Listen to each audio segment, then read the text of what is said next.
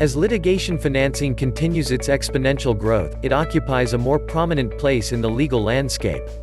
This prominence leads to more calls for the regulation of litigation finance transactions. Currently, litigation finance is governed by a patchwork of regulatory sources, at both the federal and state levels.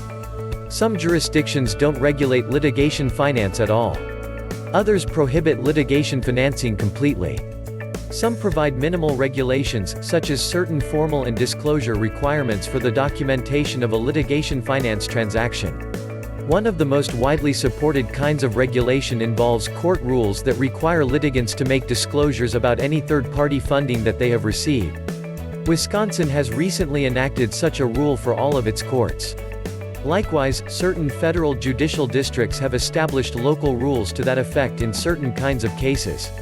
Some don't see any downside in such rules, even for the parties receiving funding. One commentator has noted that a funded party may obtain a strategic and negotiating advantage if its opponent knows that it is well funded and capable of hanging in for the long haul.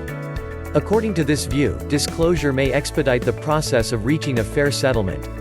But there can be problems with such disclosure rules.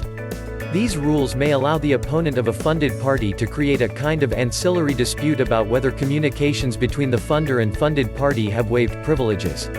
This can be problematic because there's still some uncertainty over how well courts will protect the attorney-client and attorney-work product privileges for the funded party.